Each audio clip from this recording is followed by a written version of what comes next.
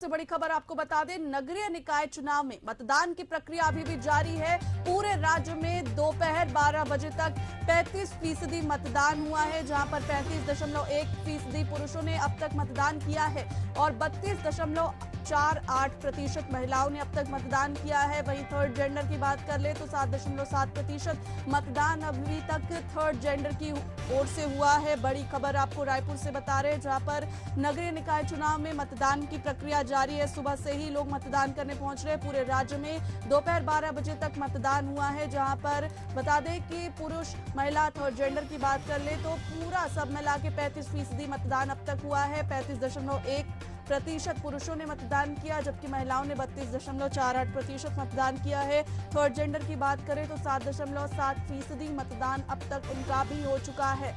तो सुबह से ही निकाय चुनाव के लिए मतदान की प्रक्रिया जारी है। लोग लंबी लंबी कतारों में खड़े होकर मतदान में करने के लिए पहुंच रहे हैं। बता दें कि अब तक 35% मतदान छत्तीसगढ़ में हो चुका है, जहां पर बता दें कि अब तक पुरुषों ने 35.1, महिलाओं ने 32.48% मतदान किया है। पूरे राज्य में 12 बजे तक 35% मतदान हो चुका है। नगरीय निकाय चुनाव को लेकर मतदान की प्रक्रिया सुबह से ही जारी है। दोपहर 12 बजे तक की बात करें तो 35% मतदान अब तक हुआ है। सभी प्रत्याशियों ने अपने मताधिकार का प्रयोग किया। आम जनता भी पहुंची। सुबह से ही मतदान की प्रक्रिया जारी है।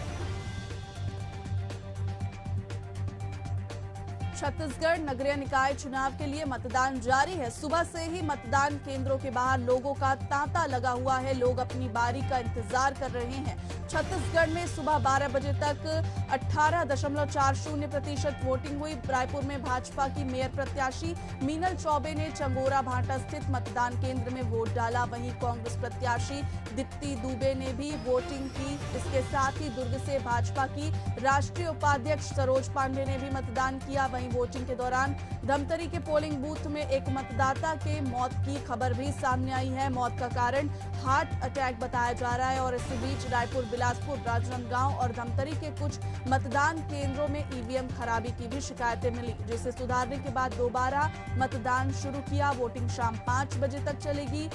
10 नगर निगम और 49 नगर पालिका के अलावा 114 नगर पंचायतों में भी वोट डाले जा रहे हैं।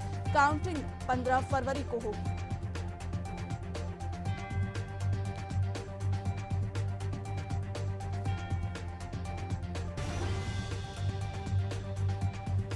और हमारे संवाददाता ने सुनील सोनी से बातचीत की, आइए आपको सुनाते हैं।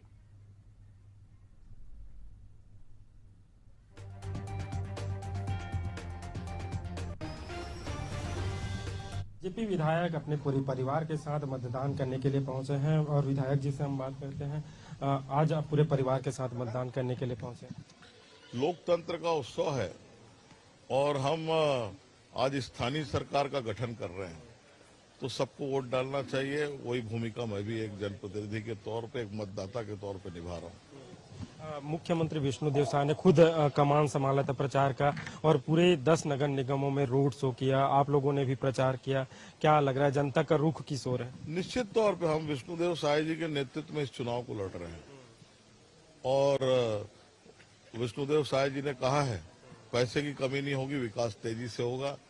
तो राजधानी का आने वाले समय में तेजी के साथ में विकास होगा। रायपुर में आप भी महापौर रहे हैं, उसके बाद 15 साल लगातार कांग्रेस की सरकार सह सरकार रही है। क्या लग रहा है, इस बार बदलाव का रुख नजर आ रहा है? निश्चित तौर पे हमारी महापौर मीनल चौबे बनेगी। हमारे पार्षद जीत कर आएंगे, क्योंकि जिस प्रकार से केंद्र का स्मार्ट सिटी का पैसा लूटा है, जनता ने अपनी आंख से देखा है। जो शॉर्ट टर्म जिसमें पैसा मिल सकता है वो सारे काम किए।